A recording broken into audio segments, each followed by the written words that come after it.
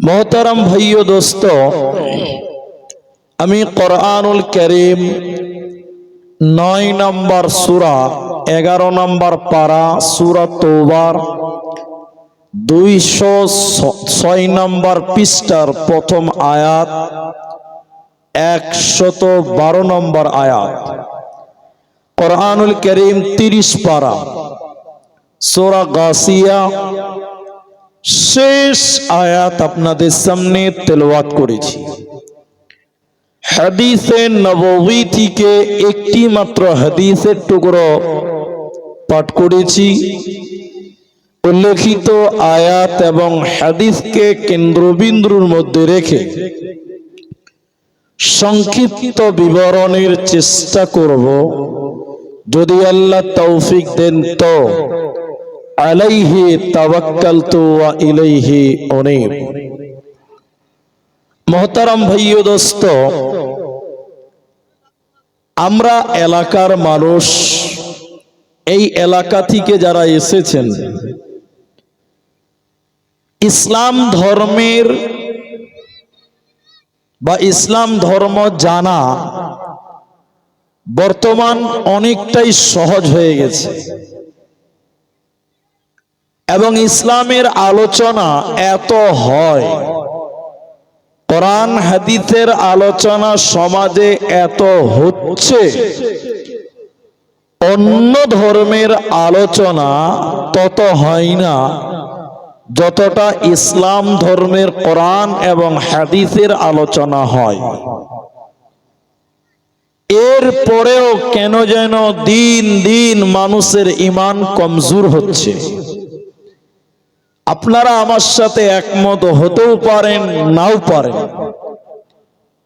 দেখবেন একজন মানুষ বছরে 2-3টা জলসা শুনে, সেখানে কোরআন হাদিসের কথাই বলা হয়। প্রত্যেক জুমাতে কোরআন হাদিসেরই আলোচনা হয়। প্রায় এলাকাতে মাদ্রাসা কোরআন হাদিস শিক্ষা দেওয়া হয়। প্রতিটা গ্রামে মক্তব কোরআন হাদিসেরই জ্ঞান দেওয়া হয়। বছরে 2টি ঈদ হয়, ঈদুল আযহা, ঈদুল ফিতর। সেখানেও দিন, ধর্ম, ইসলাম, ঈমানের কথাই বলা হয়। এর পরেও কেন যেন দেখতে পাই মানুষের ঈমানের পরিবর্তন নেই, মানুষের আমলের উন্নতি নেই, মানুষের ভিতরে ইসলাহ নেই, সংশোধন নেই।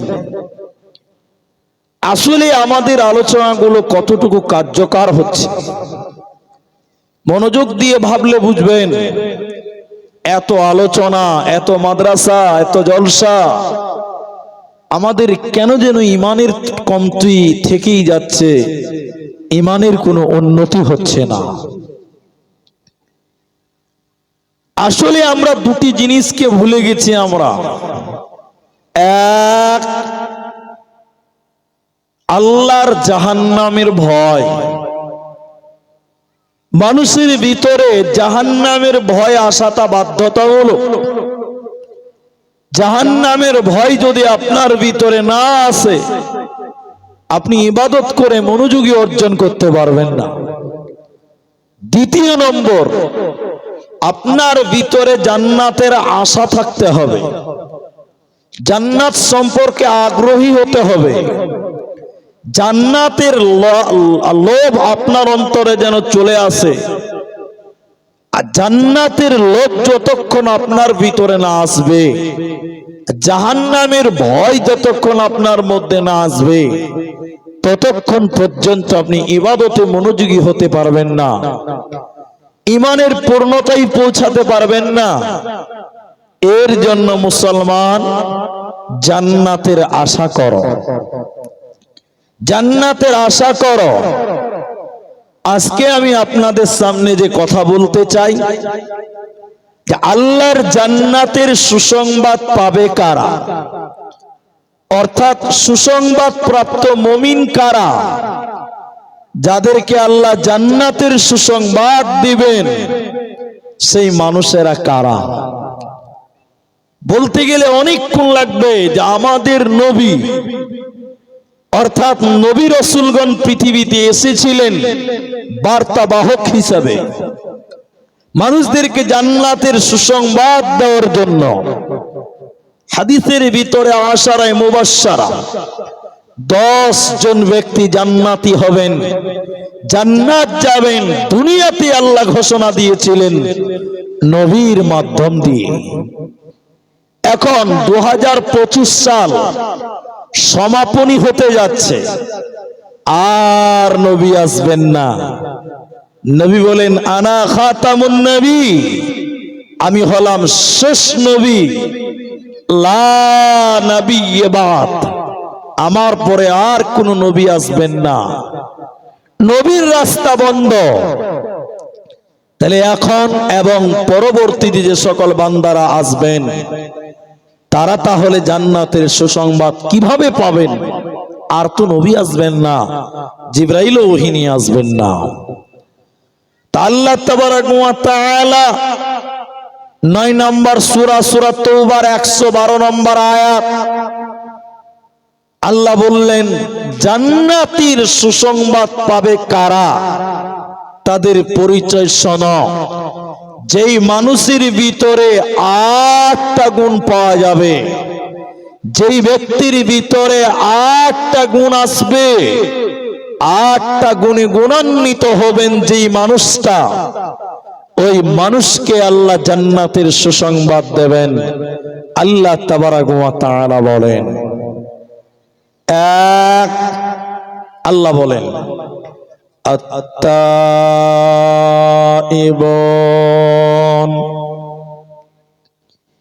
যে মানুষটা তওবাকারী হবে, যেই ব্যক্তিটা আল্লাহর কাছে ক্ষমা চাইবে, ইস্তেগফার করবে, ভুল করার পর আল্লাহর কাছে অনুতপ্ত হয়ে কান্নাকাটি করবে, আল্লাহ তওবাকারীর তওবাকে কবুল করবেন, আল্লাহ বান্দার গুনাহকে মাফ করে দেবেন এবং বান্দাকে আল্লাহ জান্নাতের সুসংবাদ দেবেন। এজন্য মুসলমান জান্নাতের সুসংবাদ নিতে গেলে, সুসংবাদ প্রাপ্ত মুমিন হতে গেলে 1 নাম্বার আল্লাহর কাছে তওবা করে নাও, আল্লাহর কাছে ইস্তেগফার করো, আল্লাহর কাছে মাফ চেয়ে নাও, আল্লাহ তোমাদের গুনাহকে মাফ করে দেবে। বান্দা তিনি চরম পরম দয়ালু, তিনি বড়ই মেহেরবান। হাদিসের ভিতরে নবী বললেন শোনো, যখন কোন মানুষ অঢেল গুনাহ করে, অনেক গুনাহ করে, হাদিসে কুদসির ভিতরে আল্লাহ বলেন ওই মানুষটা আল্লাহ মাফ করনে ওয়ালা, আল্লাহ ক্ষমা করনে ওয়ালা, এই নিয়তে যদি আল্লাহর কাছে ক্ষমা চাই, ইস্তেগফার করে, আল্লাহর কাছে যদি মাফ চেয়ে নাই, নবীজি বললেন ওই লোকটার পাপ যদি আসমান পরিমাণ হয়, আল্লাহর কাছে ক্ষমার আশায় যদি মাফ চায়, আল্লাহ আসমান পরিমাণ গুনাহকেও মাফ করে দেবে। বান্দা আল্লাহ কারো তাওয়াক্কা করেন না। এরপরে নবী বললেন শোনো, তোমার পাপ যদি দুনিয়া পরিমাণ হয়ে যায়, পৃথিবী বারবার হয়, দুনিয়া পরিমাণ গুনাহ করার পর আল্লাহ মাফ করনে ওয়ালা, আল্লাহ তওবাকারী, এই নিয়তে যদি তুমি আল্লাহর কাছে ইস্তেগফার করো, ক্ষমা চাও, নবী বললেন উম্মতেরে শোনো, আল্লাহ তোমার পৃথিবী পরিমাণ গুনাহকে মাফ করবে, আল্লাহ তোমার দুনিয়া পরিমাণ গুনাহকেও ক্ষমা করে দেবে, যেহেতু তিনার নাম গফফার। गफ्फार, तिनी माफ करने वाला।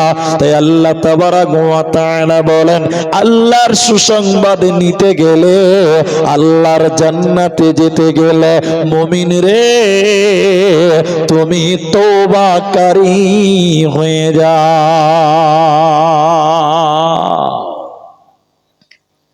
আল্লাহর কাছে ইস্তিগফার করো। আল্লাহর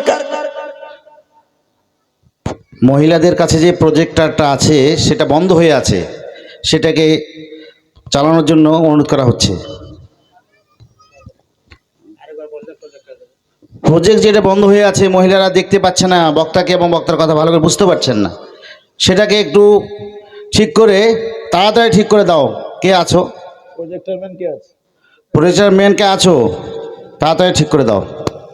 জি ভাই, প্রজেক্টর ম্যান আপনার প্রজেক্টর ঠিক করেন, মা বোনেরা দেখতে পাচ্ছে না অন্ধকার। তো আল্লাহ বললেন তওবা করো, খালিস নিয়তে তোমরা তওবা করো, আল্লাহ তোমাদের তওবা কবুল করবেন, আল্লাহ তোমাদের সমস্ত গুনাহকে মাফ করবেন, তিনি ক্ষমা করনে वाला। হে আমার মা, হে আমার বোনেরা, আপনারাও টেনশন হন যে আল্লাহর জান্নাতের সুসংবাদ নেবই নেব, আর নিতে গেলে দুনিয়াতেই তওবা করো। মরার আগে তুমি তওবা করে নাও, নিজের আত্মাকে পরিশুদ্ধ করো। হাদিসের ভিতরে এরপরে বললেন, হাদিসের রাবি হযরতে আবু মুসা রাদিয়াল্লাহু তাআলা আনহু, নবীজি বললেন, শোনো, আল্লাহ প্রতিদিন রাত্রি বেলায় আল্লাহ তার নিজের হাতকে পৃথিবীর দিকে বাড়িয়ে দেয়। প্রতিদিন রাত্রি বেলা আল্লাহ তার আপন হাত দুনিয়ার দিকে আগিয়ে দেয়, পৃথিবীর দিকে রাত্রি বেলায় হাতকে বাড়িয়ে দিয়ে বলতে থাকে, হে দিনের পাপীরে, যারা দিনের বেলায় পাপ করেছ, দিনের বেলায় গুনাহ করেছ, দিনের বেলায় পাপ করে রাত্রি বেলায় ঘুমাও, আমি আল্লাহ তোমাদের দিকে হাত বাড়িয়েছি বান্দা, তোরা আমি আল্লাহর কাছে ক্ষমা চা, আমি তোদের দিনের পাপকে রাত্রি বেলায় মাফ করে দেব বান্দা।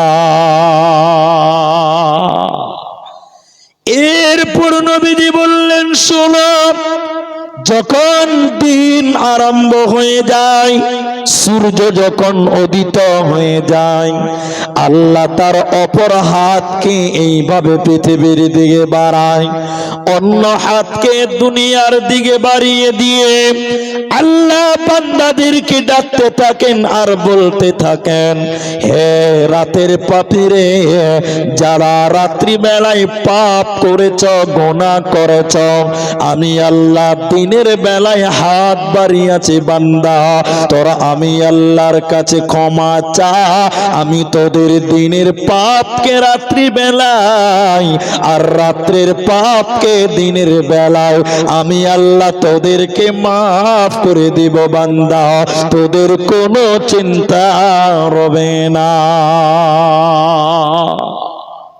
নবীজি বললেন, এইভাবে আল্লাহ প্রতিদিন ডাকতে থাকেন। কতদিন ডাকবেন? যতদিন সূর্য উল্টো দিক থেকে না উঠবে, যতদিন সূর্য উল্টো দিক থেকে না উঠবে, অতদিন আল্লাহ তার বান্দাদেরকে ডাকতে থাকবেন, হে বান্দা, তোমরা আমার কাছে তওবা করো, তোমরা আমার কাছে ইস্তিগফার করো, তোমরা আমার কাছে মাফ চাও, আল্লাহ তোমার পাপকে, আল্লাহ আমাদের পাপকে তিনি ক্ষমা করে দিবেন। এজন্য আল্লাহ বলেন, তোমরা যদি 8টা গুণে গুণান্বিত হতে পারো, আমি তোমাদেরকে সুসংবাদ দিব, তোমরাই হবে সুসংবাদ প্রাপ্ত মুমিন। 1 নাম্বার, তোমরা তওবা করো, আল্লাহর কাছে তওবা করো, আল্লাহর কাছে তোমরা ক্ষমা চাও। যেটি মানুষ আমার সামনে আছেন, ভাই আপনারা একটু বলেন, তাহলে ক্ষমা চাইবো কার কাছে? আল্লাহর কাছে চাইবেন। আল্লাহর কাছে ইস্তিগফার করবেন। আল্লাহ অত্যন্ত দয়ালু। আল্লাহ বলেন, তুবু ইলাল্লাহ তাওবাতান নাসুহা, খালিস নিয়তে ইখলাসের সঙ্গে যদি তুমি আল্লাহর কাছে মাপ চাও, হে বান্দা, তোমার সমস্ত পাপ আল্লাহ নেকি বানিয়ে দিবেন, মাফ করে দিবেন, আল্লাহ তোমাকে জান্নাতে দিবেন। বলুন সুবহানাল্লাহ। তাহলে আরেকবার বলেন সবাই আল্লাহর নাম। তাহলে মাপ চাইবো কার কাছে? আল্লাহর কাছে। এবার মাপ চাওয়ার দুটো পদ্ধতি আপনাদেরকে বলি, দুটি পথ, দুটো পদ্ধতি। আমার দিকে তাকান ভাইয়েরা, তাহলে আমি আপনাদেরকে বুঝাতে পারবো। এক, আমার ভাই উনি তওবা করছেন আর আমি তওবা করছি, আমাদের দুজনের তওবাটা খালি একটু দেখেন, তাহলে আপনি তওবার প্রকার মতভেদটা আপনি বুঝতে পারবেন। আজকের যিনি সভাপতি ভাই, তিনি তওবা করছেন কি বলে? এদিকে দেখেন, এদিকে দেখেন। আল্লাহ, আল্লাহ মিথ্যা বলেছি, তুমি মাফ করো। আল্লাহ গালি দিয়েছি, তুমি মাফ করো। আল্লাহ চুরি করেছি, তুমি মাফ করো। আল্লাহ মেয়েদের পেছন পেছন ঘুরেছি, আল্লাহ তুমি মাফ করো। উনি 10 মিনিট তওবা করলেন, আমার দিকে দেখেন, খালি মাফ চাইলেন, আল্লাহ মাফ করো, আল্লাহ মাফ করো, আল্লাহ মাফ করো, আল্লাহ মাফ করো। সবাই বলেন উনি কি চাইলেন? মাফ চাইলেন, মাফ। এবার আমি তওবা করছি, এদিকে দেখেন আমার দিকে, আমি বলছি আল্লাহ আর চুরি করব না, আল্লাহ আর গালি দিব না, আর মিথ্যা বলবো না, আল্লাহ আর মেয়েদের পেছনে ঘুরবো না। আমি একবারও তওবা করলাম, মাফ চাইলাম না। উনি খালি মাফ চাইলেন, আমি বললাম আল্লাহ আর চুরি করব না, আর মিথ্যা বলবো না, আর গালি দিব না। আচ্ছা আপনারা বাংলা বুঝলেন আমার কথাটা, এবার বলেন তাহলে এই দুটি লোকের তওবার মধ্যে কারটা বেশি ভালো, ওনারটা না আমারটা? ওনারটা ভালো হলো। আপনারা সবাই বললেন উনারটা ভালো, কিন্তু ইসলাম বলছে জি না, উনারটা ভালো নয়, আমারটাই ভালো। বলে কেন? বলিছে তুমি তো মাপ চাইলা না। এবার আমি দেখাই, উনি বলছেন যে আল্লাহ চুরি করেছি, ক্ষমা করে দাও, মানে আবার চুরি করব, চান্স আছে না নাই? হ্যাঁ না বলে? আল্লাহ গালি দিয়েছে, মাফ করো, মানে আবার গালি, একটু বলেন দেবো। আল্লাহ মেয়েদের পেছনে ঘুরিয়েছিলাম, মাফ করো, মানে আবারও পেছনে একটা অপশন আছে। আর আমি কি বললাম? এদিকে দেখেন, আল্লাহ আর চুরি করব না, আর মিথ্যা বলবো না, আর নামাজ ছাড়ব না, আর গালি দেব না। তাহলে এটা ভালো ঘর গেল না? কোন বান্দা যখন তার পাপকে পাপ মনে করে ফিরে আসে, নেকের পথের প্রতীক হয়ে যায়, আল্লাহ তার আগের পাপকে কেটে নেকি বানিয়ে দেয়। বলুন সুবহানাল্লাহ। তাহলে একবারই খেলা শেষ। আল্লাহ আর নামাজ ছাড়ব না, আর পাপ করব না, আর গুনাহ করব না। এইভাবে আল্লাহর কাছে তওবা করলে আল্লাহ জীবনের সমস্ত গুনাহকে মাফ করে আপনাকে আমাকে জান্নাতের সুসংবাদ দিবেন। বলুন সুবহানাল্লাহ। আচ্ছা আচ্ছা আচ্ছা ভাইজান, আপনারা জানি না কোন গ্রাম থেকে বা কোথা থেকে এসেছেন, রাস্তাতে একটা বোলেরো আছে, হয়তো আপনারা জালসা শুনতে এসেছেন ভালো কাজে, কিন্তু আপনার ওই গাড়িটা দাঁড়িয়ে আছে, যার কারণে রাস্তায় পারাপার করতে মানুষজনের অসুবিধা হচ্ছে। কেউ মোটরসাইকেল নিয়ে যাচ্ছে, কেউ সাইকেল নিয়ে যাচ্ছে, কেউ হেঁটে যাচ্ছে, জালসার দিন। তো যে ভাইরা বোলেরো নিয়ে এসেছেন, আমি ওই ভাইদেরকে বলছি না, ওই ভাইদের মধ্যে ড্রাইভার যিনি, ড্রাইভার ভাই দয়া করে গাড়িটা কোন এক সাইডে লাগান, মানুষদের যাতায়াতের রাস্তাটা আপনি ক্লিয়ার করুন আল্লাহর রাস্তায়।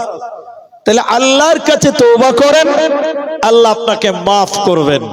বলুন তওবা করবো তাহলে কার কাছে? একটু মহব্বতে আল্লাহর নাম বলুন, কার কাছে? আল্লাহর কাছে। এই জন্য আরেকটা তথ্য আপনাকে দিচ্ছি, তথ্য মনে রাখবেন।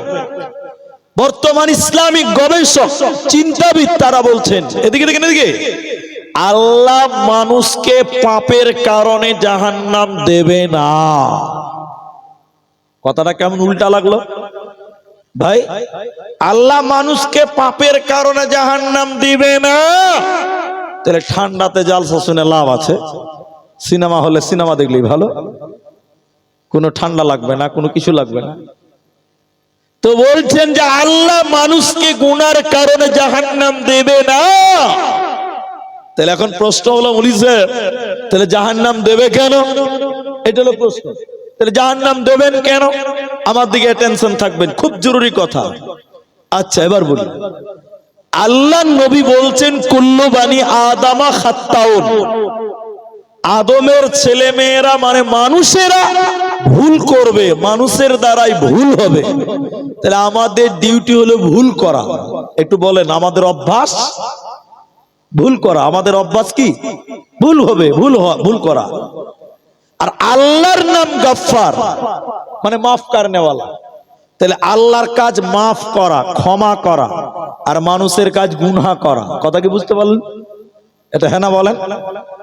এবার কিয়ামতের দিন মনে করেন আপনাকে ফেরেশতা বলছেন এই এই এই চল জাহান্নাম চল, তখন আপনি বলছেন হ্যাঁ তোর কথাতে জাহান্নাম যাব। তখন মজা লাগছে, আমি জাহান্নাম যাব না। তো ফেরেশতা বলছে এই এই জাহান্নাম যাবি না? তা আল্লাহ বলছেন এই জাহান্নাম চল। তখন আপনি বলছেন আল্লাহ কেন যাব? তো তখন যদি আল্লাহ বলে যে গুনাহ করেছিস তাই জাহান্নাম যা, যদি আল্লাহ বলে দেয় তুই গুনাহ করেছিস তাই জাহান্নাম যা, তখন আমরা বলবো আল্লাহ তোমার নবী বলেছে মানুষেরা গুনাহ করবে, তো আমার ডিউটি গুনাহ করা, আমি গুনাহ করেছি মানে ঠিক কাজ করেছি। ঠিক কিনা জুড়ে বলেন? আল্লাহ তোমার নাম গফফার, তোমার ডিউটি ক্ষমা করা, আর আমাদের ডিউটি গুনাহ করা। তাহলে আমার ডিউটি গুনাহ করা, আমি ডিউটি পালন করেছি। আল্লাহ তোমার ডিউটি ক্ষমা করা, ডিউটি থেকে না ফাঁকি দিয়েছ বলো। তাহলে বিপদ কার ভাই? বলছে আল্লাহ। আল্লাহর বিপদ হয়? আল্লাহ। তাহলে বিপদ কার? বলে কারো নয়। এজন্য তারা বললেন আল্লাহ কিয়ামতের দিন বলবে না গুনাহ করেছিস তাই জাহান্নাম যা, এটা আল্লাহ বলবেন না। তাহলে আল্লাহ বলবে কি বান্দা ওই গুনাহ করার পর আমি আল্লাহর কাছে তওবা না করার কারণে তোরা জাহান্নাম যা, আমি তো মাফ করনে ওয়ালা, আমি ক্ষমা করনে ওয়ালা। বান্দারে আমার কাছে মাফ না চাওয়ার কারণে, আমার কাছে ক্ষমা না চাওয়ার কারণে, তওবা না করার কারণে, ইস্তিগফার না করার কারণে আজকে তোকে জাহান্নাম যেতে হবে বান্দা। আমি গুনার কারণে নয়, বরং গুনাহ মাফ না চাওয়ার কারণে আজকে তোদেরকে জাহান্নাম যেতে হবে। আজকে তোদের বাঁচার উপায় রবে না। এজন্য আল্লাহ কোরআনে বলেন আত্তাইবুন, তওবাকারী হয়ে যাও, ক্ষমা করনে ওয়ালা হয়ে যাও, ক্ষমা চাহনে ওয়ালা তোমরা হয়ে যাও। আল্লাহর কাছে ক্ষমা চাও, আল্লাহর কাছে তোমরা মাফ চাও, আল্লাহ তোমাদেরকে মাফ করবে বান্দা। আল্লাহ তোমাদেরকে জান্নাতি বানিয়ে দেবে, তোমাদের চিন্তা রবে না, রবে না, রবে না। সুসংবাদ প্রাপ্ত মুমিন কারা? আল্লাহর জান্নাতের সুসংবাদ পাবে কারা? দ্বিতীয় নম্বর আল্লাহ বলেন আল আবিদুন, ইবাদত করনে ওয়ালা। যে মানুষটা নিজের জীবনে উত্তম আমল করবে, উত্তম আমল করবে জিন্দেগিতে, এই উত্তম আমল করনে ওয়ালাকে আল্লাহ জান্নাত দেবে। আল্লাহ বলেন তোমাদেরকে পাঠানো হয়েছে কেন? তোমাদের দুনিয়াতে প্রেরণ করলাম কেন? আল্লাযী খালাকাল মাউতা ওয়াল হায়াতা লিয়াবলুয়াকুম আইয়ুকুম আহসানু আমালা। কে তোমাদের ভিতরে উত্তম আমল করে, ভালো আমল করে, এই আমলের প্রতিযোগিতার কারণে আল্লাহ তোমাদেরকে পাঠিয়েছে পৃথিবীতে। আল্লাহ কোরআনে বলেনি আকসারু আমালা, এটা বলেননি। আল্লাহ বলেন আহসানু আমালা, বেশি আমল নয়, উত্তম উত্তম আমল তোমাদের ভিতরে যারা করবে আমি আল্লাহ তাদেরকে জান্নাতের সুসংবাদ দিব। মুমিনেরা তোদের চিন্তা রবে না, রবে না, রবে না। তাহলে জীবনে যা কিছু করব উত্তম করব, বলুন ইনশাআল্লাহ। বলেন একবার ইনশাআল্লাহ। এখন আপনাকে দেখাচ্ছি ইবাদত।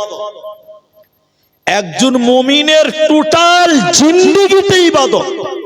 আপনি বলবেন কেমন কথা বলিছে? বলে হ্যাঁ, আপনি ঘুমাবেন, ঘুমটাও হবে আপনার ইবাদত। আপনি বাথরুম পায়খানায় যাবেন, সেটাও হবে আপনার ইবাদত। আপনি রাস্তায় চলবেন, সেটাও হবে ইবাদত। একবার বলুন সুবহানাল্লাহ। বলে কেমন ইবাদত হবে? এদিকে দেখেন, এদিকে। আপনি ঘুমাবেন, ইবাদত। বলে কেন? যখন আপনি ঘুমাবেন উযু করে ঘুমাবেন।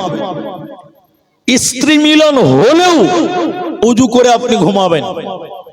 দোয়া পড়ে ঘুমাবেন, ডান কাতে ঘুমাবেন। নাস, ফালাক, ইখলাস এই সূরাগুলো তেলাওয়াত করবেন। বিশেষ করে সূরা মুলক তেলাওয়াত করবেন রাত্রিবেলা ঘুমাবার আগে।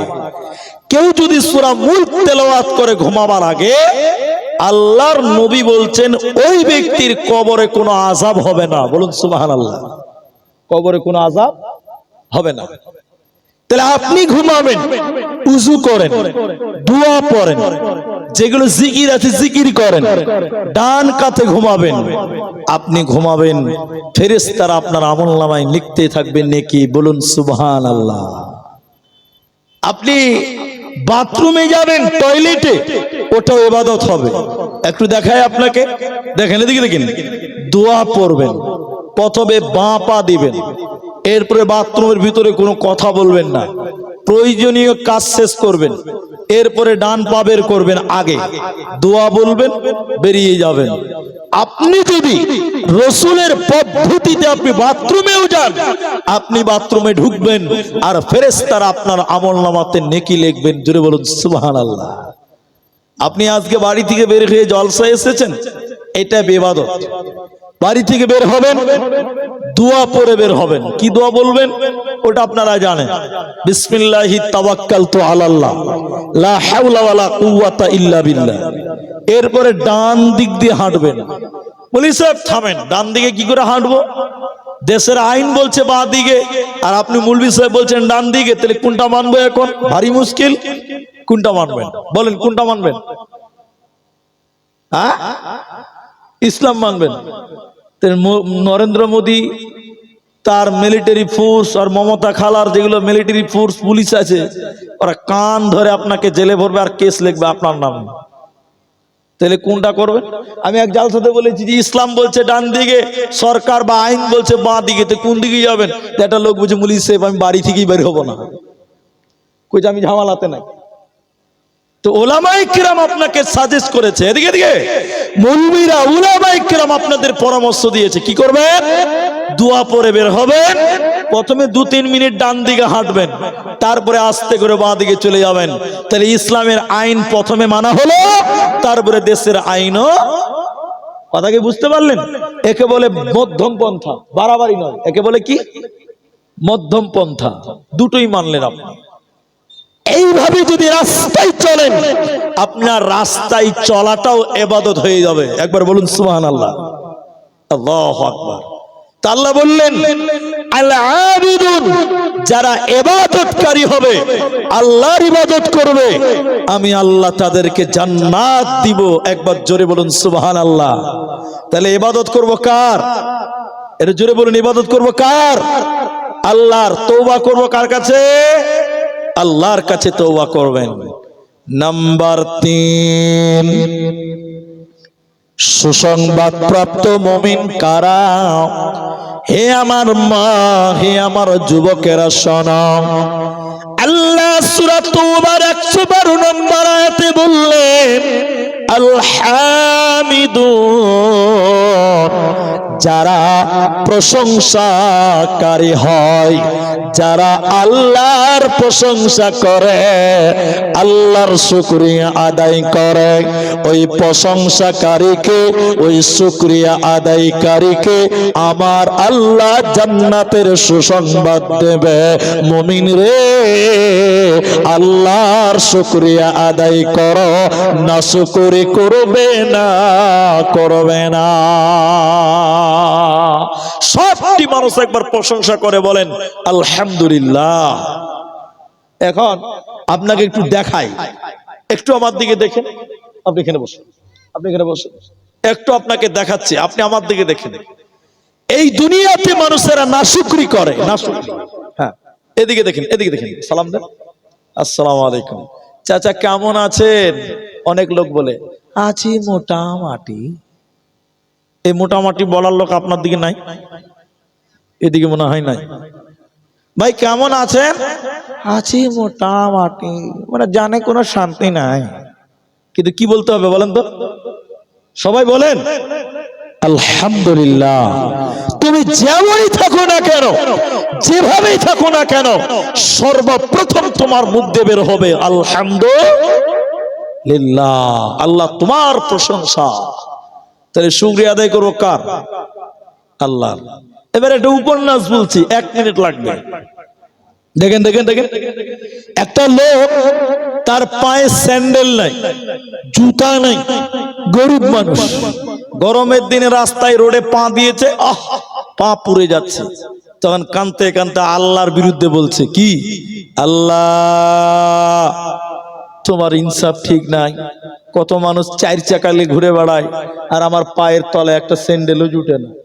তাহলে আল্লাহ তোমার ইনসাফ ঠিক নাই, তোমার ইনসাফে ভুল আছে, তুমি বেইনসাফি। একবার জোরে বলুন নাউজুবিল্লাহ।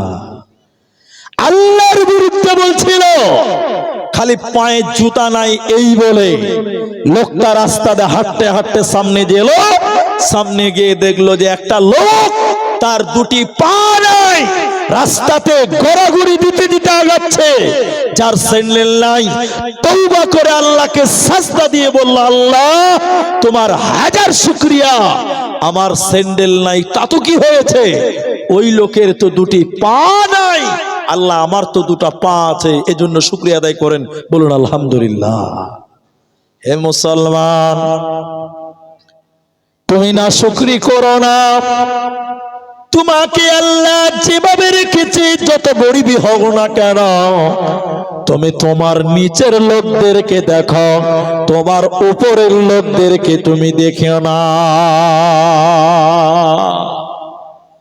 তোমাকে আল্লাহ যেভাবে রেখেছে, 3 বেলা সবজি ভাত তুমি খাও। এই পৃথিবীতে এমন মানুষ আছে যাদের বাড়িতে 3 বেলা সবজি ভাত নাই, যারা পেট ভরে ভাত খেতে পারে না। অতএব তুমি যেমন আছো, আল্লাহ যেভাবে রেখেছে, হার হালাতে শুকরিয়া আদায় করো মুসলমান। তুমি আল্লাহর না শুকরি করো না, নচেত আল্লাহ জান্নাত দিবে না, পাবে না, পাবে না। আরেকবার বলুন আলহামদুলিল্লাহ। একটা উদাহরণ দিলে বুঝতে পারবেন, একটু দেখেন। আপনাদের এই আশপাশে রেল স্টেশন আছে? এরা কথা বলে না গো। কোথায় আছে? ও গঙ্গারামপুর। হ্যাঁ, গঙ্গারামপুরে রেল স্টেশন আছে। দেখেন দেখেন, রেল লাইনে দেখবেন অনেক রেল লাইন অচল হয়ে গেছে, ওগুলো তার ট্রেন যায় না। আছে না নাই বলেন? রেল লাইন লহানা দেখবেন জং ধরে গেছে, ট্রেন যায় না। অনেক বাতিল লাইন আছে। একটা ফকির ওই গঙ্গারামপুরে ভিক্ষা করছে, এদিকে দেখেন, দেবাব দেবাব দেবাব দেবাব, যার মুনাসিব হয়েছে তো দিচ্ছে, না তো দেয় না। এবার রাত্রিবেলায় ফকিরটা ওই অচল রেল লাইনে ঘুমায়, লোহাটাকে বালিশ বানিয়ে ঘুমায়, ওর কোনো বাড়ি নাই। একদিন ফকির ঘুমিয়ে থাকতে থাকতে বলছে, আল্লাহ আল্লাহ, এটা তোমার কেমন বিচার? এই গঙ্গারামপুরে দেখো 3 তালা 4 তালা 5 তালাতে লোকেরা ঘুমিয়ে আছে। আল্লাহ, ওরা তোমার কি ভালো কাজ করেছিল? তুমি তাদের 5 তালায় রেখেছো, আর আমি ফকির গরিব মানুষ, আল্লাহ আমি কি পাপ করেছিলাম, তুমি আমাকে একটা তিরপালের ঘরও দাও নাই, আমি রেল লাইনে শুয়ে আছি। আল্লাহ তোমার ইনসাফ ঠিক নাই, তুমি বেইনসাফি। একবার বলুন নাউজুবিল্লাহ। কার বিরুদ্ধে বলছে বলুন তো ভাই? আল্লাহর বিরুদ্ধে। বেচারা কানতে কানতে রেল লাইনে শুয়ে গেছে, ঘুমিয়ে গেছে। রাত 1:30 বাজে হঠাৎ এমন ভূমিকম্প, ভূমিকম্পের কারণে রেল লাইন থর থর থর থর করে কাঁপছে। ফকির তাড়াতাড়ি উঠে গেছে যে ভাই ট্রেন চলে না রে বাবা। আবার দেখছে কোনো ট্রেন আসে নাই ভূমিকম্পের কারণে। গঙ্গারামপুরের 5 তলা 4 তলা 3 তলা 2 তলা বিল্ডিং গুলো ভুজভুজ করে মাটির তলে ঢুকছে। তখন ফকির রেল লাইনে আল্লাহকে সাজদা দিল, তওবা করে আল্লাহকে সাজদা দিয়ে বলতে লাগলো, আল্লাহ তোমার হাজার শুকরিয়া, তুমি আমাকে রেল লাইনে রেখেছ।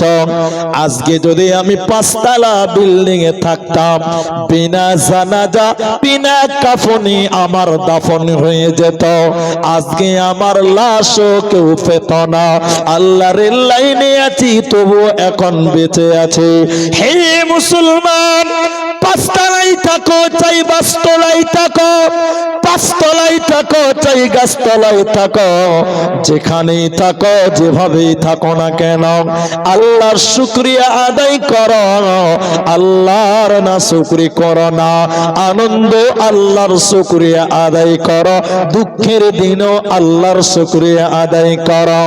কোরআনের সবশেষে যে সূরাটা নাজিল হয়েছে, আল্লাহ তাবারাক ওয়া তাআলা কোরআনের ভিতরে বললেন, ইদা জাআ নাসরুল্লাহি ওয়াল ফাত।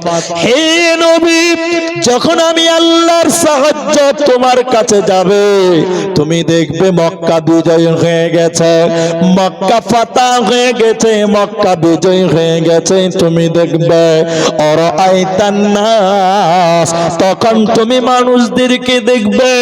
যখন মক্কা বিজয় হয়ে যাবে নবী, তুমি দেখবে অরাআইতান নাস, মানুষদেরকে তুমি দেখতে পাবে।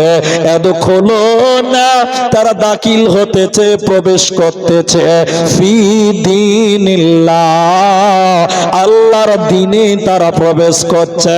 যেদিন মক্কা বিজয় হয়ে যায়, মক্কার চতুর্দিক থেকে লোকেরা দলে দলে ইসলাম কবুল করছিল। ঈমান থেকে 700 লোক, কেউ কালেমা পড়তে পড়তে, কেউ তাকবীর দিতে দিতে মক্কা ইসলাম কবুল করলো। এই দৃশ্যটা দেখে সাহাবীরা অনেকেই আনন্দিত হয়ে বলছিল, আমরা কামিয়াব, আমরা সাকসেস, আমরা সফল, আমরা কামিয়াব, আমরা সাকসেস হয়েছি, আমাদের বিজয় হয়েছে।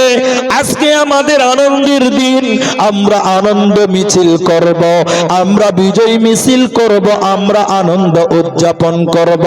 আল্লাহ বললেন, নবী হে তুমি বলে দাও, খবরদার তারা যেন বিজয় মিছিল বার না করে, ওরা যেন আনন্দ মিছিল না করে। তুমি তাদেরকে বলে দাও, সুখের দিনে তারা কি করবে শুনে নাও। ফাসাব্বিহ বিহামদি, তারা যেন তার রবের প্রশংসা করে, তারা যেন তার আল্লাহর শুকরিয়া আদায় করে, আল্লাহর তাসবিহ তাহলিল করে, আস্তাগফিরহু, এবং আল্লাহর কাছে ক্ষমা চায়। মুসলমান, দুঃখের দিনে প্রশংসা করো আল্লাহর, সুখের দিনে প্রশংসা করো আল্লাহর। আল্লাহর প্রশংসা করলে আল্লাহ তোমার নিয়ামত আরো বাড়িয়ে দেবে। তুমি যত প্রশংসা করবে আল্লাহ তোমার নিয়ামত আরো বাড়িয়ে দিবে। এই জন্য সব সময়, আরেকবার বলুন, প্রশংসা করব, আল্লাহর প্রশংসা করব, আল্লাহর প্রশংসা। আল্লাহর প্রশংসা করে দেখেন, আল্লাহ আপনার রুজিতে, আল্লাহ আপনার ইনকামে, আল্লাহ আপনার বাড়িতে বরকতের দ্বার খুলে দিবে। এই জন্য সব সময় প্রশংসা আল্লাহর। বলি একবার আলহামদুলিল্লাহ। এটা হাদিস বলি আপনাকে, তাহলে বুঝতে পারবেন। অনেক মানুষ দেখবেন বড়লোক হয়ে গেলে আল্লাহকে ভুলে যায়। ভাই, বড়লোক হয়ে গেলে মানুষ আল্লাহকে ভুলে যায় না? এরকম আছে না নাই বলেন? আছে। আমি ওটা লম্বা আলোচনা আর করছি না। আমি সুসংবাদ প্রাপ্ত মুমিন 8টা গুণ, জান্নাতের সুসংবাদ প্রাপ্ত মুমিনের 8টা গুণ, 3টা বললাম। এক, সবাই বলুন, তওবা করব আল্লাহর কাছে, ইবাদত করব আল্লাহর, প্রশংসা করব আল্লাহর। নাম্বার 4, as-saihun,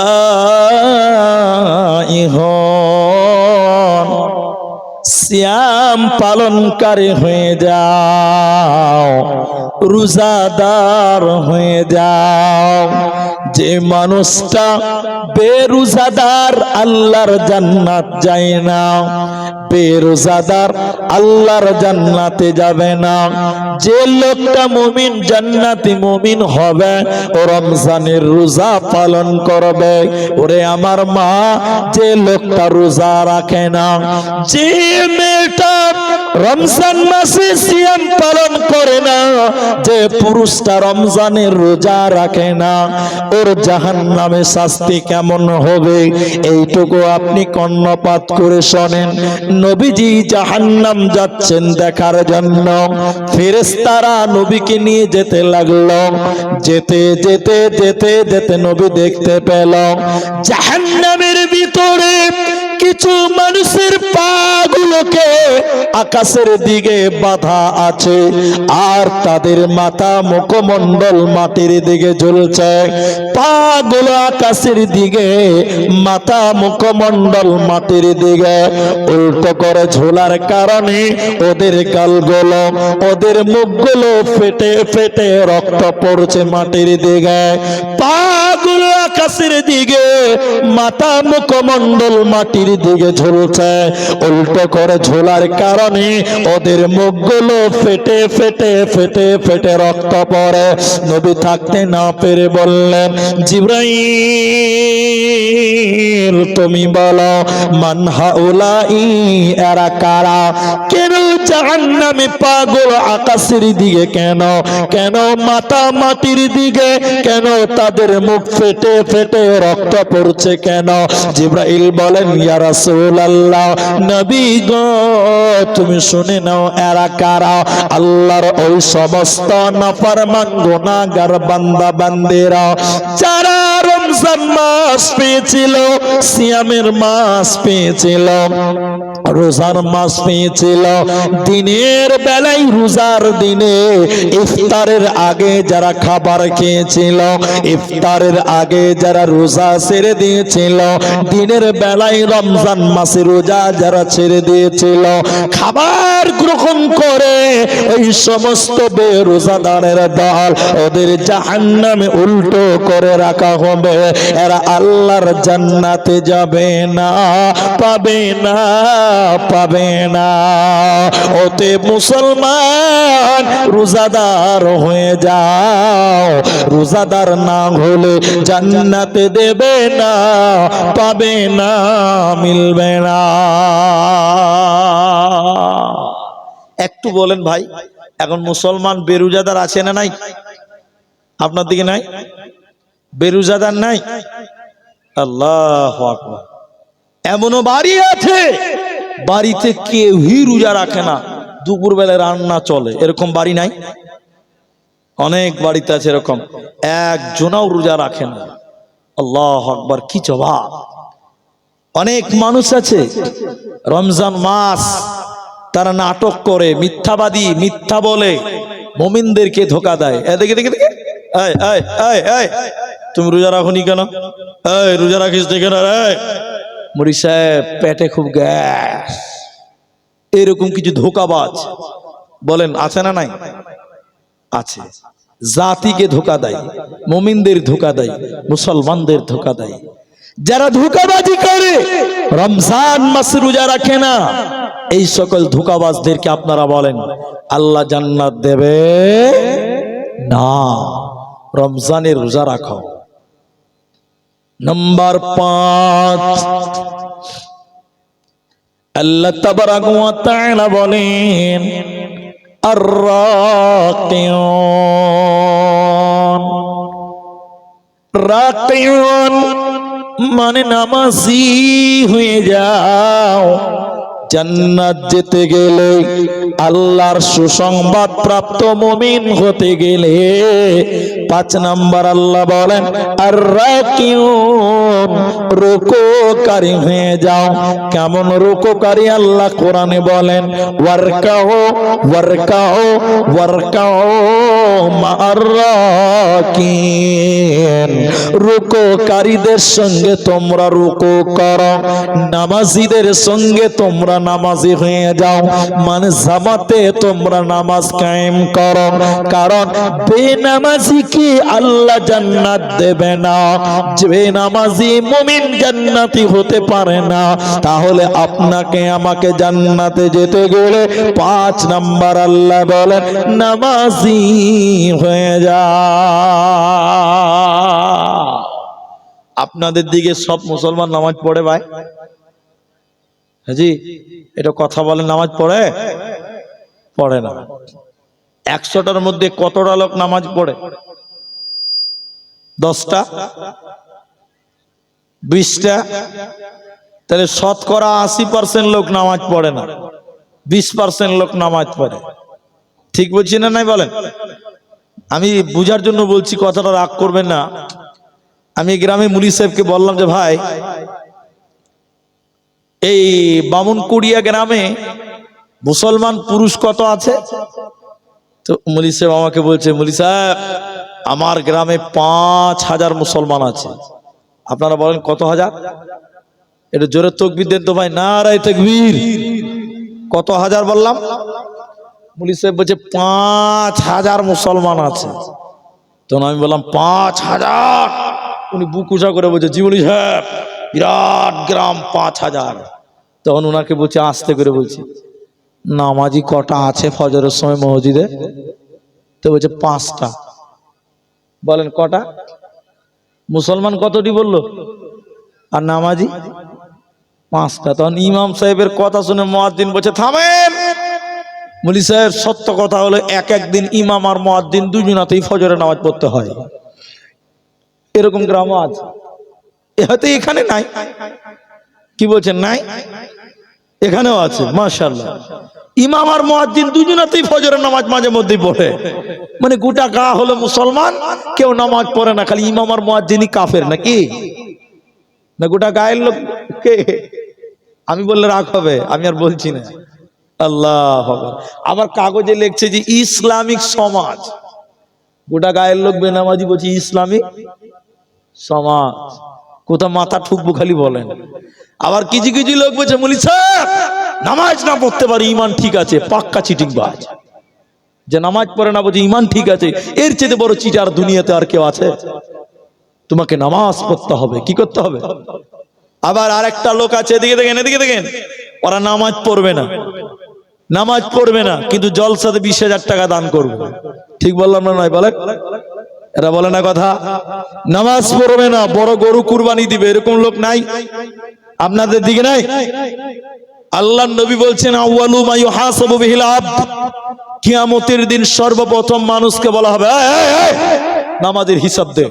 তখন যদি আপনি বলেন যে আল্লাহ 20,000 দান করেছি, এটা গেল নামাজেরটা খানিক পরে, আল্লাহ মানবে? জোরে বলেন।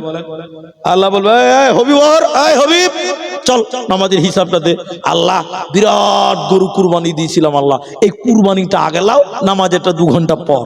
আল্লাহ বলছে তাহলে চল জাহান্নামে দল যা, চল জাহান্নামে দল যা। তোমার নামাজ লাগবে আগে। বলুন সর্বপ্রথম কি? সবাই জোরে বলুন, সর্বপ্রথম নামাজ। তোমার নামাজের হিসাব না দেওয়া পর্যন্ত তোমাকে কোনো হিসাব চাইবেও না, তোমার কোনো হিসাব গ্রহণ হবেও না। বন্ধুরে আমার, এই জন্য আল্লাহ তাবারক ওয়া তাআলা সুসংবাদ প্রাপ্ত মুমিন, আল্লাহর জান্নাতের সুসংবাদ প্রাপ্ত মুমিনের 8টা গুণ। 5 নাম্বার আল্লাহ বলেন রুকুকারী হয়ে যাও, নামাজি হয়ে যাও। কেন কেন বেনামাজি আল্লাহর জাহান্নাম যাবে। সূরা মুদাসসিরের ভিতরে আল্লাহ ৭৪ নম্বর সূরার ৪০ নম্বর আয়াতে আল্লাহ বলছেন ২৯ নম্বর পারা খুলে দেখেন জাহান্নামীরা জাহান্নাম কেন? আল্লাহর জান্নাতীরা বলবেন রে জাহান্নামীরা তোরা জাহান্নাম কেন? কিসের কারণে জাহান্নাম গেলি তোরা বল। জাহান্নামীরা কেঁদে কেঁদে চারখানা কারণ বলবে। আল্লাহর কোরআন বলছে ওই চারটার ভিতরে প্রথম নাম্বার হলো ক্বালু লাম নাকু মিনাল মুসাল্লিন। জাহান্নামীরা বলবে আমরা দুনিয়াতে মুসল্লি ছিলাম না, আমরা দুনিয়াতে নামাজি ছিলাম না, আমরা দুনিয়াতে বেনামাজি ছিলাম, এরই কারণে আল্লাহ আমাদেরকে জাহান্নাম দিল। অতএব যারা নামাজ কায়েম করবে না ওরা জাহান্নাম যাবে, ওরা আল্লাহর জান্নাতে যাবে না, পাবে না, পাবে না। যদি করিস নামাজ রোজা থাকবে না তোর পাপের বোঝা, মরণকালে পাবি রে তুই জান্নাতি আদার। ওরে মুসলমান তোরা হারাস না ঈমান, ওরে মুসলমান তোরা হারাস না ঈমান। অতএব বেনামাজি আল্লাহর জাহান্নাম যাবে রে, আল্লাহর জান্নাতে পাবে না, দেবে না, মিলবে না।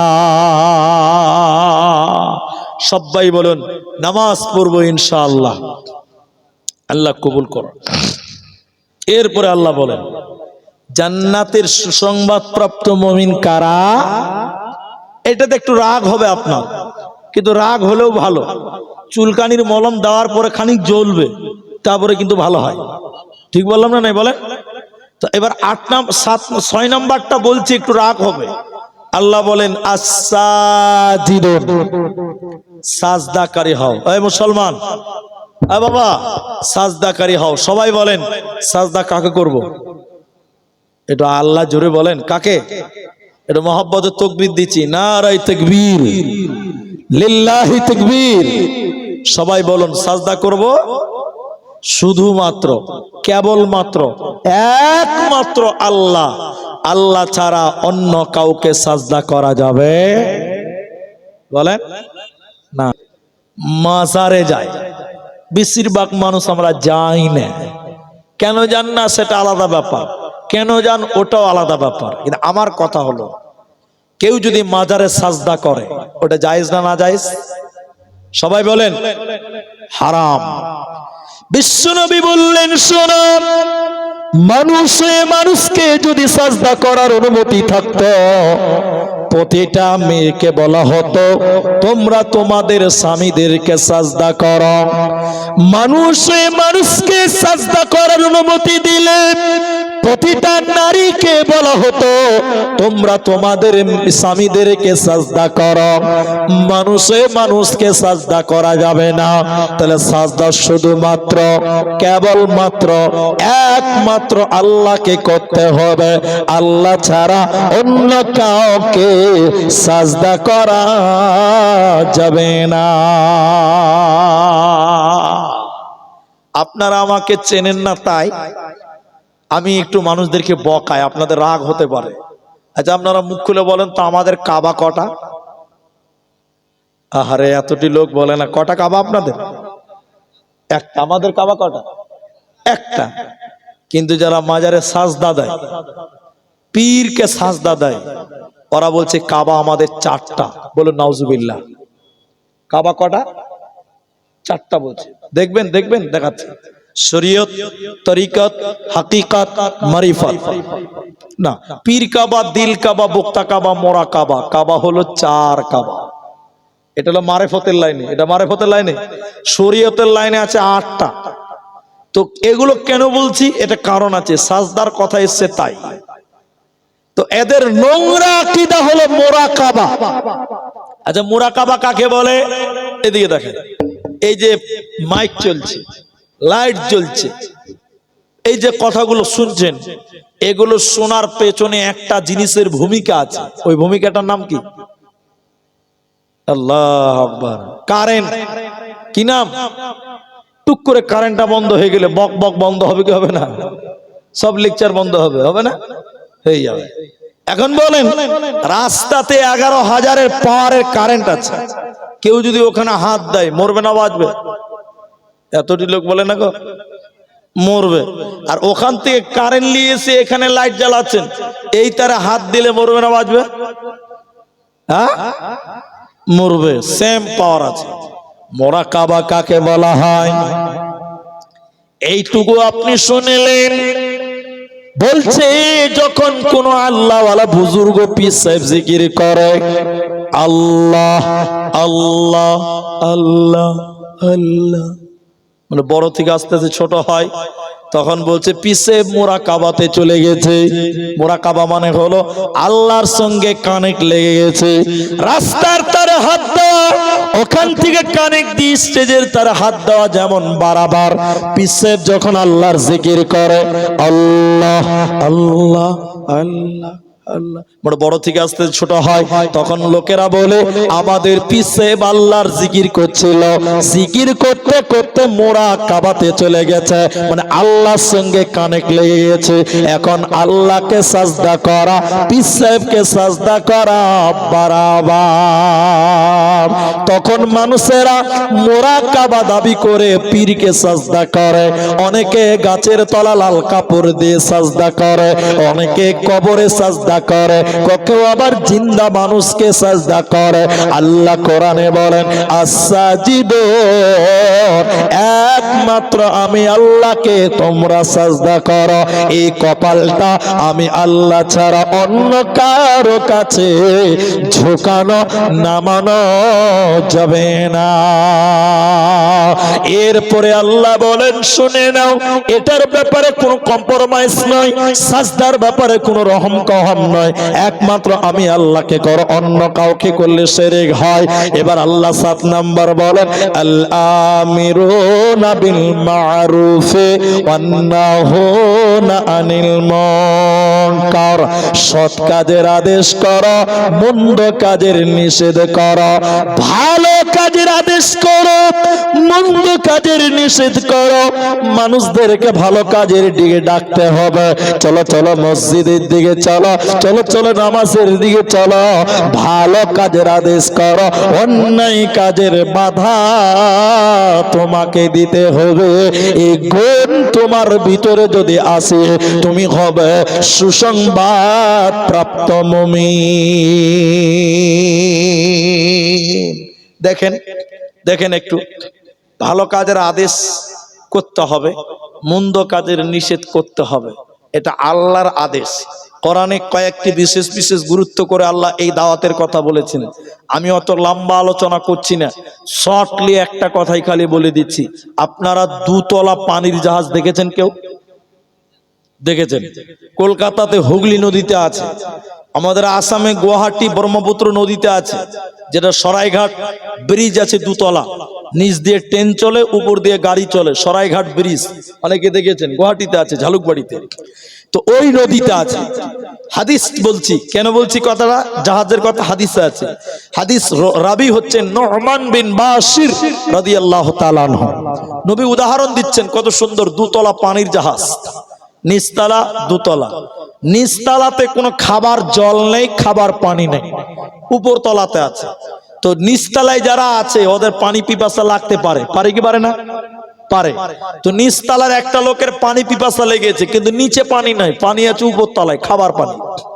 এই নিচতলার লোকটা উপর তলায় দরজায় গেছে, ভাই দরজা খোল, ভাই দরজা খোল। আচ্ছা বলেন, কেউ যদি ঘুমায় তাহলে তার ঘুম ভাঙানো যাবে, আর কেউ যদি জেগে জেগে ঘুমায়, চোখ বন্ধ করে ঘুমিয়ে আছে, চোখ বন্ধ করে বদমাশি করছে, আচ্ছা বলেন এই ঘুম ভাঙবে? এই ঘুম ভাঙবে না। লোকটা বলছে দরজা খোল, পানি খাবো, উপর তলার লোক খুলবে না, বদমাশি করছে, খুলবে না, বদমাশি করছে। বেচারা পানি খাওয়ার জন্য কলজায় হিসপিস হিসপিস করছে, আর উপর তারা লোক দরজা খুলে না। অনেক চেষ্টা করার পরও খুললো না। এবার নিচ তালার লোক একটা সাপ বল নিয়েছে বা কুড়ল নিয়েছে। কুড়ল বুঝেন কিনা দিকার লোক? কুড়ল বুঝেন? কুড়ল নিয়েছে, তো উপর তালার লোককে বলছে, ভাই দরজা খুললে খোল, জাহাজের তলা ফাটাবো, সমুদ্র থেকে পানি তুলে খাবো, দে আত্মাটাকে বাঁচাবো। আচ্ছা আপনারা বলেন, ও খাপা যদি ভুল করে তলাটা ফাটিয়ে দেয়, ও একলা মরবে না দুতলাও মরবে? 17 গোষ্ঠী শুদ্ধ মারা যাবে, ঠিক কিনা যদি বলে? কেউ বাঁচবে না। নবী বললেন, শোনো, পৃথিবী হলো 2 তলা পানির জাহাজের মতন। নবী বলেন, দুনিয়া হলো 2 তলা পানির জাহাজের মতন। যারা মসজিদে যায় নামাজ পড়ে, এরা হলো 2 তলা। সুবহানাল্লাহ, সুবহানাল্লাহ, আলহামদুলিল্লাহ। নামাজ পড়ছে, দাড়ি টিচার সুবহানাল্লাহ বলছে, জিকির করছে, ও ভাবছে আমি 2 তলাওয়ালা, আমি বেঁচে যাব। নবী বলছে, জি না, তোমার বাড়ি হলো 1 তালা, তুমি নামাজ পড়ো 2 তলাওয়ালা, তোমার পরিবার, তোমার বাড়ি 1 তালা, তোমার স্ত্রী নামাজ পড়ে না, 1 তালা ফুটা করলে 2 তালাও মরবে। তোমার বেটি পর্দা করে না, তোমার বেটি 1 তালা, তুমি মসজিদে রয়েছো, তোমারটা 2 তালা, তুমি মসজিদে ভাবছো বেঁচে যাব, তোমার বেটি বেপরদা কেন, তোমার মেয়েটা বেহায়া কেন, 1 তালা। ও যদি ফুটা করে দেয় 1 তালা একাই মরবে না, 2 তলা মানে মসজিদওয়ালারাও তোমরাও মরবে, তোমরাও জাহান্নাম যাবে। তাহলে কি করতে হবে? আল্লাহ বলছেন, শোনো, তুমি তোমার 1 তালার লোকদেরকেও তোমরা দাওয়াত দাও, নিচের তলার লোকদেরকে তোমরা দাওয়াত দাও। আল্লাহ তাবারাক ওয়া তাআলা বলেন, আল আমিরুনা বিল মারুফি ওয়ান নাহুনা আনিল মুনকার, সৎ কাজের আদেশ করো, মন্দ কাজের বাধা প্রদান করো, তাহলে তোমাদেরকে আল্লাহ জান্নাতের সুসংবাদ দেবে, তোমাদের চিন্তা রবে না, রবে না। এখন মানুষেরা ভালো কাজের আদেশ দেয়, মাশাআল্লাহ, এটা দেখতে পাচ্ছি, কিন্তু খারাপ কাজের বাধা দেয় না। এটা আমাদের দুর্বলতা। দেখায় আপনাকে, একটু দেখেন, দেখেন, এটা মৌলভী সাহেব, ইমাম সাহেব, আসরের নামাজ পড়িয়ে মসজিদের বারান্দা থেকে দেখছে যে রাস্তার ওই পাশে 4টা ছেলে মদ খেয়ে ক্রাম বোর্ড খেলছে। মদ খেয়ে কি খেলছে? ক্রাম বোর্ড। তো মৌলভী সাহেব দেখছে, ইসলামিক সমাজে এত নোংরা কাজ। তো মৌলভী সাহেব বুড়া লোকগুলোকে, বুড়া মানে 70 বছর বয়স, এরকম লোকদেরকে মৌলভী সাহেব বলছে, ইমাম সাহেব, ও বাবজি, ও বাপু, ও বাবজি, চলেন চলেন চলেন, ওই দেখেন গ্রামে মদ খেয়ে জুয়া খেলছে, ক্রাম খেলছে, চলেন চলেন চলেন চলেন, মানা করবো, চলেন চলেন। তখন বুড়া কি বলছে, দেখে দেখে, কি দরকার, শুনবে না, মানে শরীরে কোনো পাওয়ার নাই। কি বলছে বলে, কি দরকার, খানা কা বলাই হবে, শুনবে না, মানে শরীরে কোনো ইমান নাই, পাওয়ার নাই, কোনো টেস্টই নেই, কোনো আগ্রহই নেই যে রুখতে হবে, মনে যে বুড়া, কোনো বল শক্তি নাই, দাঁড়িয়ে আছে। তো মুলি সাহেব বলছে, একলাই কি মার খেতে যাবো? তোরা কেউ যাবি না, তুমি একলাই মার খাবো। এমন সময় ওই বুড়াটার একটা পোতা 7 বছর বয়স, দৌড়তে দৌড়তে দৌড়তে দৌড়তে মসজিদের বারান্দায় এসে বলছে, দাদু, তোমার টমাটোর ভুঁই, বেগুনের ভুঁয়ে রুস্তুমের ছাগল ঢুকে গেল, আমি দেখলাম। তখন বুড়া বলছে, কোন শালাবে, দেখেন গলার পাওয়ার, দেখছেন পাওয়ার, দেখলেন 5G স্পিড চলে এসছে। তোমার দুনিয়ার ব্যাপারে তুমি কত সজাগ, অথচ আল্লাহর জমিনে খারাপ কাজ হচ্ছে, বুঝে কি দরকার, শুনবে না, বলছে আলিমুল গায়ব, সব জানে, শুনবে না। তোমাকে মানা করতে হবে, কি করতে হবে এটা বলেই, এই রাগ করিয়েন না।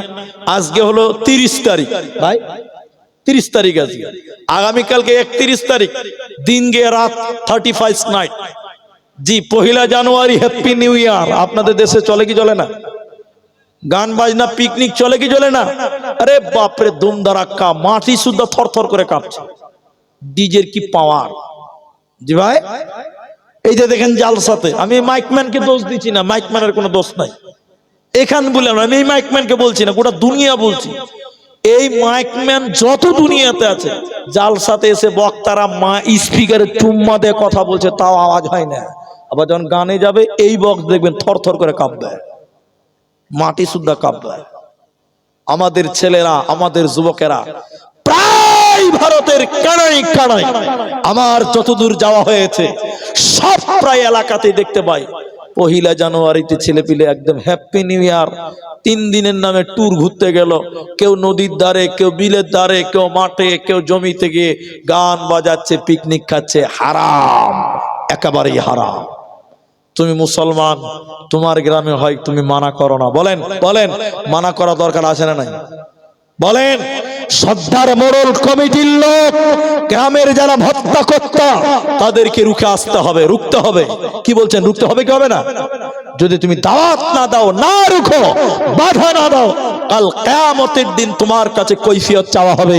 এবং আল্লাহর নবী বলছেন, যখন সমাজে বেহায়া, অশ্লীলতা, ফাহিশাত প্রবাদ হয়ে যাবে, বেড়ে যাবে, সমাজে যদি বাধা না দেয়, দিনের কাজ না করে, দাওয়াতের না কাজ করে, আল্লাহ ওই সমাজে আযাব নাজিল করবেন, গজব নাজিল করবেন। ওই সমাজে গজব নাজিল হবে, আযাব নাজিল হবে। তাহলে দিনের কাজ করা। তাহলে একটু আমি গুনিয়ে দিই আপনাদেরকে, একটু দেখেন, একটু দেখেন। এক, আল্লাহ তাবারাকা ওয়া তাআলা বলেন, সুসংবাদ প্রাপ্ত মুমিন কারা? 1 নাম্বার, আল্লাহর কাছে তওবা করবে যারা। নাম্বার 2, ইবাদত আল্লাহর করবে যারা, উত্তম আমল করবে যারা। নাম্বার 3, প্রশংসা করে আল্লাহর যারা। নাম্বার 4, সিয়াম পালন করনে ওয়ালা হবে যারা, সিয়াম পালনকারী হবে যারা। নাম্বার 5, নামাজ কায়েম করবে যারা। নাম্বার 6, আল্লাহ ব্যতীত অন্য কাউকে সাজদা করে না যারা। নাম্বার 7, দিনের কাজের আদেশ করবে আর মন্দ কাজের বাধা দেবে যারা। আল্লাহ নাম্বার বলেন, ওয়াল হাফিযুনা লিহুদুদিল্লাহ, আল্লাহর হুদুদকে রক্ষা করবে যারা। এখানে একটা কথা আমি বলতে চাই, যারা আপনারা মানুষ এসেছেন, হুদুদ মানে হলো বর্ডার। এই যে দেখলাম, এই আপনাদের এই পাশে বাংলাদেশ, গতকালকে ছিলাম একদম নেপালের বর্ডারে, একদম বর্ডার। আর 9 তারিখে নেপালের ভিতরে জালসা করে এসেছি, ঝাপা জেলাতে। আজকে গতকালকে রাতে বর্ডারে ছিলাম, প্রচুর ঠান্ডা। আর আজকে দেখলাম বাংলাদেশের বর্ডার, এখান থেকে 2-4 কিলোমিটার হবে হয়তো, নাকি 1.5-2 কিলোমিটার হবে বাংলাদেশ। এই যে বর্ডার, তাহলে ভারত আর বাংলাদেশের একটা বর্ডার আছে। ঠিক অনুরূপ উত্তর দিনাজপুর, দক্ষিণ দিনাজপুরের একটা বর্ডার আছে। মালদা দিনাজপুরের একটা মৌজাতে দাগ আছে, আছে না নাই বলেন? বুনিয়াদপুর গঙ্গারামপুরের মৌজাতে একটা দাগ আছে। এখান থেকে তুমি এদিকে থাকলে গঙ্গারামপুর, এখান থেকে এদিকে থাকলে তুমি বুনিয়াদপুর। তো ইসলামেরও একটা বর্ডার আছে, ইসলামের একটা সীমা আছে, কানুন আছে। তুমি এগুলো এগুলো এগুলো এগুলো করলে, চললে, মানলে তুমি মুসলিম। তুমি এগুলো না করলে, এগুলো না মানলে তুমি কাফের। তাহলে ইসলামের একটা বর্ডার আছে। সবাই বলে ইসলামের কি আছে বললাম? বর্ডার আছে, যাকে আরবিতে বলা হয়েছে হুদুদ। হুদুদ সীমা, বর্ডার। আচ্ছা, আমার টাইম কত জানেন কিছু? আচ্ছা, তাহলে দেখেন হুদুদ, আমি হুদুদ নিয়ে 2টি কথা বলবো, তাই আমি টাইমটাকে জানতে চাই। আল্লাহর কোরআন হলো তার 1 নম্বর হুদুদ। কোরআন যে মানে সে মুসলিম, কোরআন হাদিস যে মানে না, এর গুন্ডি থেকে যিনি বেরিয়ে যায় তিনি হলো কাফের। তাহলে আল্লাহর কোরআনকে আপনাকে মেনে চললেন, আপনি মুসলিম। আল্লাহর নবীর হাদিস অনুযায়ী জীবন যাপন করলেন, কোরআনকে মেনে চললেন, আপনি মুসলিম। আর আল্লাহর কোরআন থেকে যদি আপনি বেরিয়ে যান, আল্লাহর নবীর সুন্নাত থেকে, হাদিস থেকে যদি আপনি বেরিয়ে যান, নট মুসলিম, আপনি কাফির। আল্লাহ বলছেন ওই মুসলিম আর কাফের একটা বর্ডার, ইসলামের একটা বর্ডার আছে, হুদুদ আছে। এই 8টা কথা বললেন, আমি লম্বা করতে পারবো না। আল্লাহ 8 নাম্বার বললেন, ওয়াল হাফিযুনা লিহুদুদিল্লাহি ওয়াবাশশিরিল মুমিনিন। আল্লাহ বলেন এই 8টা গুণ যার ভিতরে থাকবে ওই লোকটা হলো প্রকৃত মুমিন। ওই লোকটার জন্য আল্লাহ বলেন ওয়াবাশশিরিল মুমিনিন, মুমিন রে তোদের জন্য সুসংবাদ, সুসংবাদ। আমরা এই 8টা গুণকে আমাদের জীবনে বাস্তবায়ন করার চেষ্টা করব, একবার বলুন ইনশাআল্লাহ। বিশেষ করে আপনাদের একটা কথা আমি বলেই যাব আজকে। আপনাদের এই এলাকা ভাইজান, আপনারা কি বাবার উঠছেন কেন গো? প্রধান বক্তা তো এসে বসলো, এত সুন্দর বসে আছে। ও মাইনাস প্লাসের বাবা আছে নাকি? আচ্ছা, ওটাও দরকার আছে, না তো মুশকিল হয়ে যাবে। এক জালসাতে আমি আর কি বলবো আপনাকে, এক জালসাতে বিহারে, বুঝলেন বাবুজি, ওই পূর্ণিয়াতে বক্তাকে রাত 1টার সময় দিয়েছে ভাই, 1টার সময় স্টেজ টাইম, 1টার সময় স্টেজ টাইম। ভাবতে পারছেন? বক্তার 1 ঘন্টা টাইম, বক্তা স্টেজে উঠেছে আর একটা লোক পেশাব করবার লেগে উঠছে, তখন বক্তা বলছে জোরে ধমক দিয়েছে, বসে গেছে। তখন বলছে মুন্নি সাহেব, এটা মানে বুঝেন পেশাব করবে, পেশাব করবে। বক্তা তখন বলছে ভাট, আমি বায়ান করবো 1 ঘন্টা, তুই এখন পেশাব করতে যাই, বস 1 ঘন্টা পর পেশাব করবি। বক্তা জোরে ধমক দিয়েছে, চেপে চেপে বুঝে গেছে।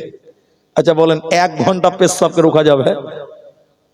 বক্তা 1 ঘন্টা পর জলসা করার পর যখন নামছে, তখন বক্তা বলছে এই লড়কা है, চলো ওঠো ওঠো, মাইনাস করনে के लिए চলো।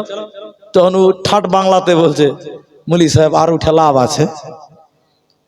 তখন বক্তা বলছে কেন পেশাব করবি না? বলে যা করার এখানেই করে দিয়েছি।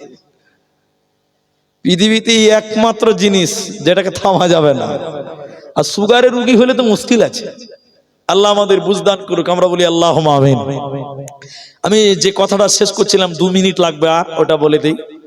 তাহলে সাহাবায়ে কেরাম কোরআন পৃথিবীতে কায়েম রাখার জন্য প্রাণপণে চেষ্টা করেছেন এবং নিজের জীবন দিয়েও, নিজের জীবন রক্ত দিয়ে এই কোরআনকে পৃথিবীতে কায়েম রেখেছে।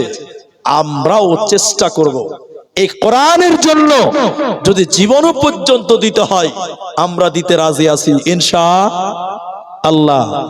এখন তো আর জীবনের প্রয়োজন নেই, এই কোরআনের জন্য কিছু অর্থের প্রয়োজন। এই মাদ্রাসাগুলো কোরআনের মাদ্রাসা, এই মাদ্রাসাগুলোকে টিকিয়ে রাখার জন্য অর্থ দিবেন, পরামর্শ করবেন। যাক, বক্তাকে বসিয়ে রেখে কোনো কথা বলা উচিত নয়, এটা আদবের খেলাফ। তাই আমি আপনাদের কাছ থেকে এইটুকু দাবি করব যে আমাদের প্রধান বক্তার হাতে আপনারা প্রাণ খুলে যে যেমন পারেন এই বাগানটার জন্য, আল্লাহর হুদুদের জন্য, কোরআনের জন্য প্রাণ খুলে দান করে আপনারা তার কাছ থেকে দোয়া নিয়ে বাড়ি যাবেন। আমরা বলি ইনশাআল্লাহ। ভাইজান এদিকে মহাবৈজ্ঞানিক আল্লাহ তুমি সৃষ্টি করেছ মরে,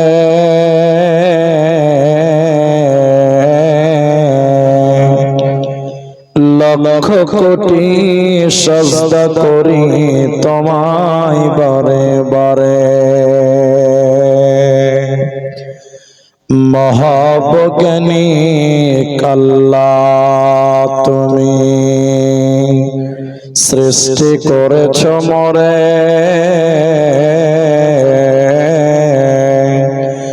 লক্ষ কোটি সাজদা করি তোমায় বারে বারে।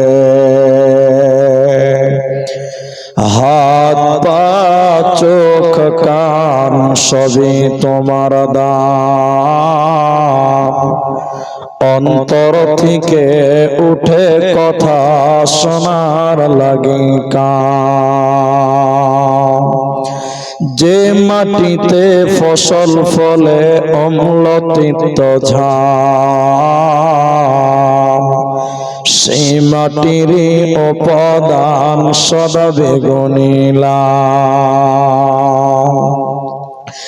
মায়ের পেটে জন্মে শিশু, জলের পেটে মাছ। ভূমির পেটে কত সম্পদ, লাখ রকম গাছ। মিল নাই রে চেহারাই, নাই রে গলার স্বরে, অদ্ভুত তোমার কারিগরি দেখেছি জীবন ভরে। জরা সৃষ্টি করেছ মদের, তাই তো সুন্দর ধরা। একের লাগি অপরজনে হই যে মাতোয়ারা। আত্মার মতো শান্তি তুমি রেখেছ গোপন করে, শত চেষ্টাও করে তাকে পারি না রাখতে ধরে। মরা বৈজ্ঞানিক পারি শুধু ভাঙ্গা গড়া কাজ। তোমার সৃষ্টি দেখে মরা পাই যে বড়ই লাজ। সৃষ্টি লয় আবিষ্কারক মহান বৈজ্ঞানিক তুমি। আকাশ বাতাস জুড়ে আছে সাগর মরুভূমি।